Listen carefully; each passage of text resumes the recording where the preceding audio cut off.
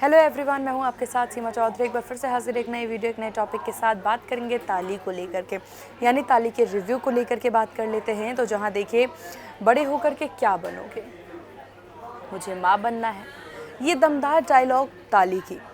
गोल गोल चपाती बनानी है, सबका ख्याल रखना है, इस तरह के सवाल पर जब एक पुलिस वाले का बेटा ऐसा जवाब दे तो बच्चों के बीच हंसी का पात्र बनना तो तय ही हो जाता है। आप भी यही सोच रहे होंगे, लेकिन जवाब अगर ऐसा बच्चा दे जो अपनी मूल पहचान से जूझ रहा है तो आप क्या कहेंगे? कई अहम सवाल इसके साथ ही। एक ऐसा मानव शरीर जिसने जन्म तो लड़के के रूप में लिया हो, लेकिन उसके अंतरात्मा उसे चीख चीख कर लड़की का एहसास दिलाती हो। सुष्मिता सेन की हालिया रिलीज वेब सीरीज ताली, जो कि इसी पर निर्धारित है। तो चलिए रिव्यू की बात कर देते हैं। सबसे पहले बात करते हैं ताली सीरीज़ की कहानी की। तो ताली एक बायोग्राफिकल ड्रामा है जो कि ट्रांसजेंडर एक्टिविस्ट श्री गौरी सावंत की ज़िंदगी पर आधारित है।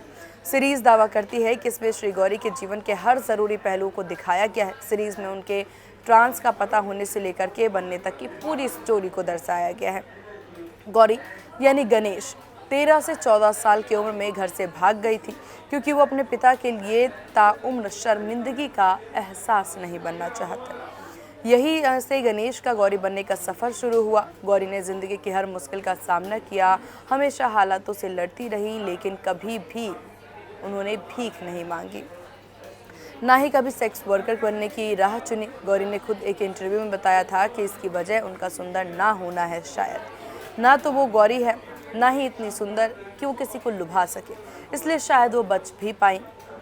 और ताली सीरीज़ यहीं पर ताली या पहली बार चूक कर जाती है। मेकर्स गौरी की इस मेन बात पर ही रिसर्च करना शायद भूल गए, क्योंकि सीरीज़ में असली गणेश के लुक से इतर दिखने वाली एक्ट्रेस कृतिका देव, हालांकि कृतिका ने अपने रोल से पूरा जस्टिफाई किया है, लेकिन आप उसे गणेश से रिलेट करने में असहज महसूस करेंगे। जैसे ही बॉलीवुड सिनेमा में अक्सर गौरी रंगत को लेकर के एक ऑब्सेशन देखा गया है, वो यहाँ पर दिखाई साफ तौर पर पड़ता है। और यही सब ताली के फेलियर की वजह मानी जा सकती है, लेकिन जजमेंट से पहले बहुत ज़रूरी है कि आप खुद उस सीरीज़ को जा करके देखें। क्योंकि मैं तो प्रेफर करती हूँ कि अगर कोई मैं रिव्यू भी पढूँ या रिव्यू भी सुनूँ, तो सबसे पहले मैं जा करके खुद पहले उसे देखूँ, नोटिस करती हूँ, उसके बाद मैं अपना रिव्यू शेयर करती हूँ।